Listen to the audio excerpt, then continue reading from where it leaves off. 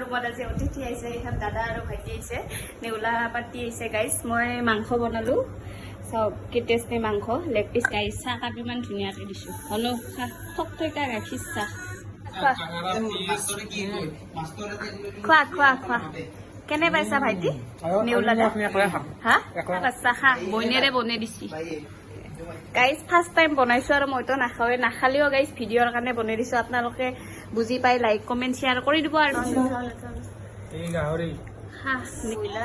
Broiler খাওঁ মানুহ guys. নেউলাই মোৰ পুতলাটো কেনেকৈ হৈছিল ঘৰত বোলে লৈ যায় গাইজ, মইতো দিয়া মানুহ নহয় গাইজ। এই বস্তু আনি আছোঁ দাদা, এই পিঠা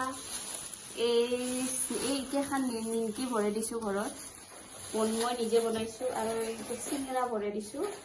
আৰু গাইজ এই গাহৰি মাংস খাব নোৱাৰি লৈ যাব এতিয়া।